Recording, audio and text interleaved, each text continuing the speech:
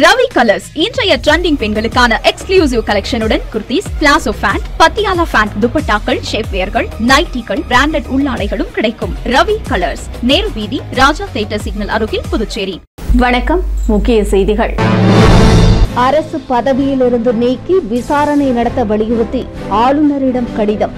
முன்னாள் அமைச்சரின் திடீர் நடவடிக்கையால் மீண்டும் பரபரப்பு. போலீஸ் சான்றிதழ் வழங்கி பதவி உயர்வு பெற்ற அரசு ஊழியர் சிறை தண்டனை மற்றும் அபராதம் விதித்து நீதிமன்றம் தீர்ப்பு. பதவி உயர்வு வழங்க வலியுறுத்தல். காலவரையற்ற உள்ளிருப்பு போராட்டத்தை தொடங்கியுள்ள அரசு கல்லூரி பேராசிரியர்கள். மனைவியை கொலை செய்த கணவர் தலைமறைவு.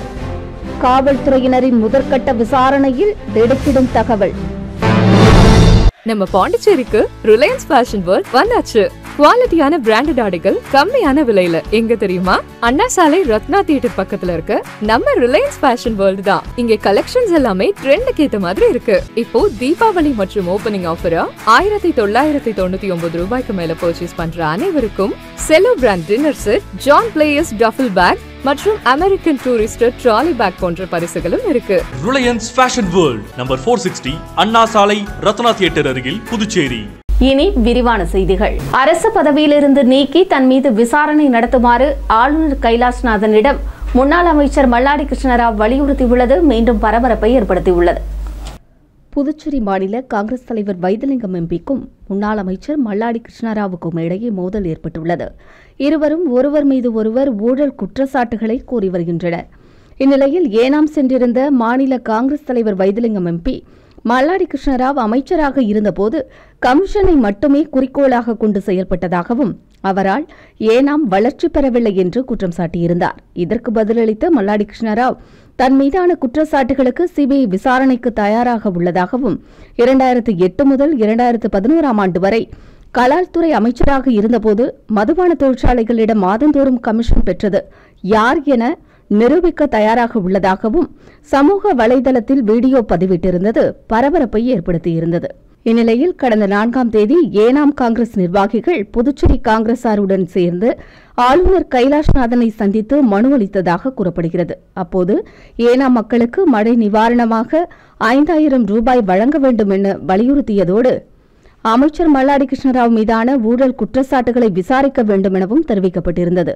இதையடுத்து முன்னாள் அமைச்சர் மல்லாடி கிருஷ்ணராவ் ஆளுநர் கைலாஷ்நாதனுக்கு கடிதம் அளித்துள்ளார். அக்கடிதத்தில் சமீப காலமாக யூனியன் பிரதேசத்தில் சில தொகுதிகளில் தனது செல்வாக்குக்கு பயந்து சில அரசியல்வாதிகள் சமூக ஊடகங்களில் பொய் குற்றச்சாட்டுகளை பரப்பி வருவதாகவும் சுகாதாரத்துறையில் கண்டறியப்பட்ட சில பிரச்சினைகள் குறித்து தன் பெயருக்கு களங்கம் கற்பிக்கும் வகையில் சில குற்றச்சாட்டுகளை சுமத்தியுள்ளதாகவும் தெரிவித்துள்ளார். இந்த ஆதாரமற்ற குற்றச்சாட்டுகள் மூலம் பொதுமக்கள் அனுதாபத்தையும் வரும் தேர்தலில் ஆதாயத்தையும் பெறவும் தனது அரசியல் பிம்பத்தை சேதப்படுத்தவும் தவறான அரசியல் நோக்கில் சொல்லப்பட்டுள்ளதாகவும் அவர் தெரிவித்துள்ளார். தனது வாழ்க்கையில் சட்டமன்ற உறுப்பினர், மாநகராட்சி தலைவர், அமைச்சர் என பல பொறுப்புகளை வகித்துள்ளதாகவும் கடமையை வெளிப்படைத்தன்மையுடனும் நேர்மையாகவும் செய்துள்ளதாகவும் கூறியுள்ளார். கடந்த ஆளுநர் கிரண்பேடி காலத்தில் தனக்கு எதிரான இதுபோன்ற பொய்யான குற்றச்சாட்டுகள் சுமத்தப்பட்டு சிபிஐ விசாரணைக்கு அனுப்பப்பட்டுள்ளதாகவும் கூறிய அவர் தனது நேர்மையை மீண்டும் உறுதிப்படுத்தவும் நியாயத்தை நிலைநிறுத்தவும் டெல்லி சிறப்பு பிரதிநிதி பதவியிலிருந்து தன்னை நீக்கி உயர்மட்டத்தில் உடனடியாக விரிவான முதற்கட்ட விசாரணையை நடத்த வேண்டும் என கடிதத்தில் வலியுறுத்தியுள்ளார். அரசில் வகித்த அனைத்து துறைகள் மற்றும் ஏனாம் தொடர்பான பிரச்சினைகளுக்கும் சிபிஐ விசாரணைக்கு உத்தரவிட தன்னார்வத்துடன் கேட்பதாகவும் இதனால் உண்மைகள் சந்தேகத்திற்கு இடமின்றி தெளிவாகும் என்று கூறியுள்ள அவர் இதற்கு தான் அனைத்து நேரங்களிலும் ஒத்துழைப்பு அளிக்க தயாராக உள்ளதாகவும் கூறியுள்ளார். புதுச்சேரி பாசிக் நிறுவனத்தில் போலீஸ் சான்றிதழ் வழங்கி பதவி உயர்வு பெற்ற விற்பனையாளருக்கு ஜெயில் தண்டனை மற்றும் அபராதம் விதித்து நீதிமன்றம் தீர்ப்பு வழங்கியுள்ளது. விழுப்புரம் மாவட்டம் பள்ளிச்சேரியைச் சேர்ந்தவர் குமாரவேல். இவர் கடந்த 1995 ஆண்டு புதுச்சேரி பாசிக் நிறுவனத்தில் விற்பனையாளராக பணியில் சேர்ந்தார். பின்னர் அவர் பணி உயர்வு பெறுவதற்காக விவசாய தொழில்நுட்பத்தில் தகுதி அடைந்துள்ளதாக சான்றிதழ் வழங்கினார். அதன் அடிப்படையில் கடந்த 1998 ஆண்டு பதவி உயர்வு அவருக்கு வழங்கப்பட்டது.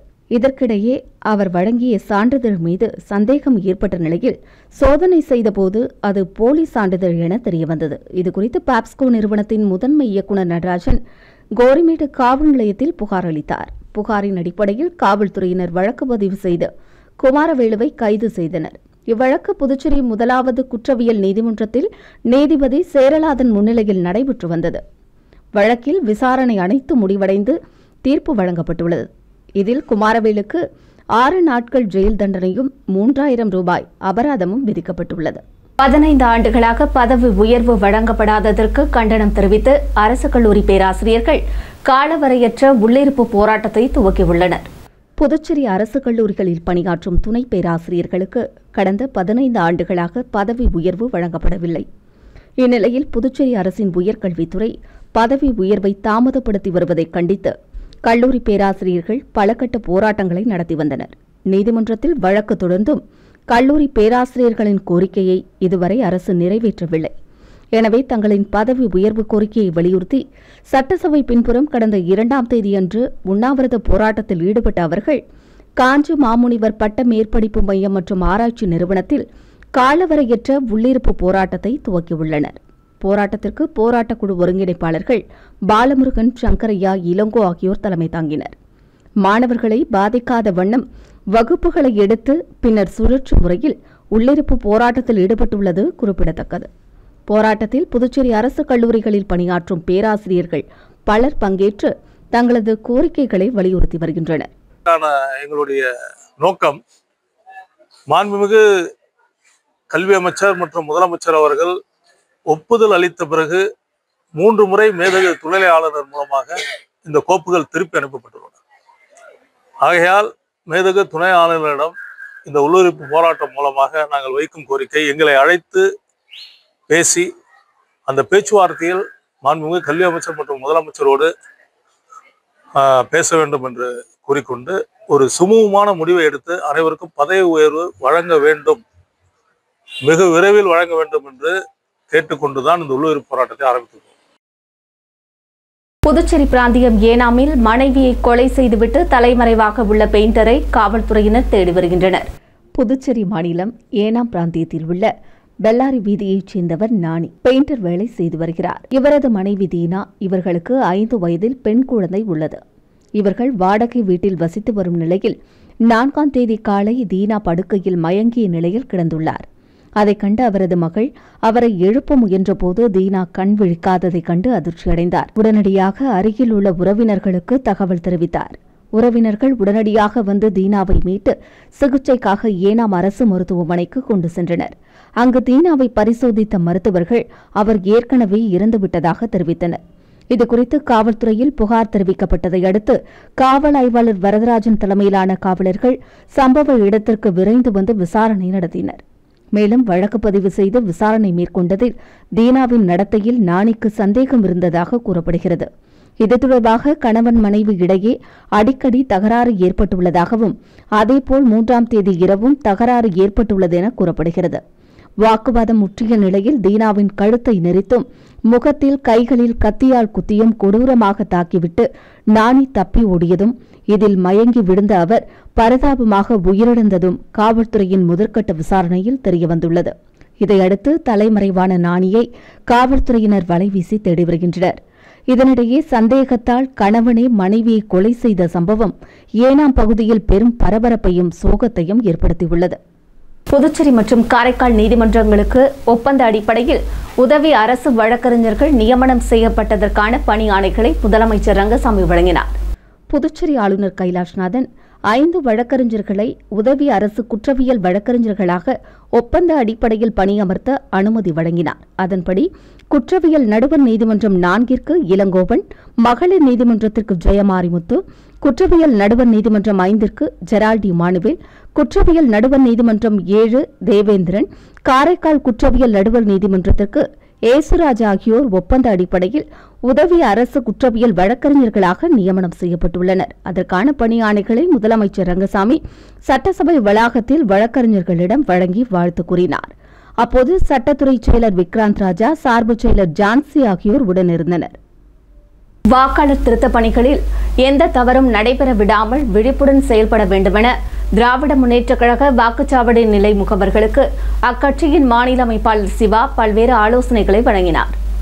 இந்திய தேர்தல் ஆணையம் சிறப்பு தீவிர வாக்காளர் திருத்தம் தொடர்பாக ஒவ்வொரு சட்டமன்ற தொகுதிகளில் அங்கீகரிக்கப்பட்ட தேசிய மற்றும் மாநில அரசியல் கட்சிகளின் வாக்குச்சாவடி நிலை முகவர்களுக்கு பயிற்சி அளிக்கும் பணியை வாக்காளர் பதிவு அதிகாரி மூலம் செயல்படுத்தி வருகிறது. அதன் ஒரு பகுதியாக வில்லியனூர் மற்றும் உழவர்கரை சட்டமன்ற தொகுதிகளில் திராவிட முன்னேற்றக் கழகம் சார்பில் நியமிக்கப்பட்டுள்ள வாக்குச்சாவடி நிலை முகவர்களுக்கு வில்லியனூர் வட்டார வளர்ச்சி அலுவலகத்தில் வாக்காளர் பதிவு அதிகாரி மூலம் பயிற்சி அளிக்கப்பட உள்ளது. இது தொடர்பாக வில்லியனூர் திராவிட முன்னேற்றக் கழக அலுவலகத்தில் வில்லியனூர் சட்டமன்ற தொகுதி வாக்குச்சாவடி நிலை முகவர்கள் ஆலோசனைக் கூட்டம் நடைபெற்றது. தொகுதி செயலாளர் மணிகண்டன் தலைமையில் நடைபெற்ற கூட்டத்திற்கு பொதுக்குழு உறுப்பினர்கள் ராமசாமி, செல்வநாதன், தர்மராஜ் ஆகியோர் முன்னிலை வகித்தனர். கூட்டத்தில் திராவிட முன்னேற்றக் கழக மாநில அமைப்பாளரும் சட்டமன்ற எதிர்க்கட்சித் தலைவருமான சிவா கலந்து கொண்டார். வாக்குச்சாவடி நிலை முகவர்களுக்கு சிறப்பு தீவிர வாக்காளர் திருத்தம் செய்யும் போது மேற்கொள்ள வேண்டிய பணிகள் குறித்தும் பீகார் மாநிலத்தில் நடந்த வாக்காளர் பெயர் நீக்கத்தை மேற்கோள் காட்டி பல்வேறு ஆலோசனைகளை அவர் வழங்கினார். இந்த சிறப்பு தீவிர வாக்காளர் திருத்தப் பணியை கால அவகாசம் அளித்து நடத்த வலியுறுத்தி இந்தியா கூட்டணி கட்சிகள் சார்பில் நீதிமன்றத்தை நாட உள்ளதாகவும், அதுவரை வாக்காளர் திருத்தப் பணிகளில் எந்த தவறும் நடக்க விடாமல் திராவிட முன்னேற்றக் கழக பகுதி முகவர்கள் விழிப்புடன் செயல்பட வேண்டும் என்றும் கேட்டுக் கொண்டார். கூட்டத்தில் திராவிட முன்னேற்றக் கழக சிறுபான்மை அணி அமைப்பாளர் முகமது ஹலீது, தொழிலாளர் முன்னேற்ற சங்க தலைவர் அங்காளன், வாக்குச்சாவடி நிலை முகவர்கள் 38 பேர் பங்கேற்றனர். தட்டாஞ்சாவடி மற்றும் அதை சுற்றியுள்ள பகுதிகளில் 6ஆம் தேதி வியாழக்கிழமை பராமரிப்பு பணிகள் காரணமாக 2 மணி நேரம் குடிநீர் விநியோகம் தடைப்படும் என்று பொதுப்பணித்துறை அறிவித்துள்ளது. புதுச்சேரி பொதுப்பணித்துறை சுகாதார கோட்ட செயற்பொறியாளர் வெளியிட்டுள்ள செய்திக்குறிப்பில், லாஸ்பேட்டை குடிநீர் பிரிவு தட்டாஞ்சாவடி பகுதியில் உள்ள மேல்நிலை நீர்த்தேக்க தொட்டியில் பராமரிப்பு பணிகள் நடைபெறவுள்ளதால் 6ஆம் தேதி வியாழக்கிழமை மதியம் 12 மணி முதல் 2 மணி வரை தட்டாஞ்சாவடி மற்றும் அதை சுற்றியுள்ள பகுதிகளில் குடிநீர் விநியோகம் தடை செய்யப்படும் என்று செய்திக்குறிப்பில் தெரிவித்துள்ளார். அடுத்து வருவது புதுவையின் இன்றைய தங்கம் மற்றும் வெள்ளி விலை நிலவரம். இன்றைய தங்கம் வெள்ளி விலை விவரம். புதுவையில் இன்றைய தங்கம் வெள்ளி விலை விவரம் வழங்குபவர்கள் முத்து கோல்ட் ஹவுஸ், பாண்டிச்சேரி. தங்கம் 1 கிராம் 11,135 ரூபாய். இன்றைய தங்கம் வெள்ளி விலை விவரம். வெள்ளி 10 கிராம் 1,600 ரூபாய். இத்துடன் செய்திகள் நிறைவடைந்தன. வணக்கம்.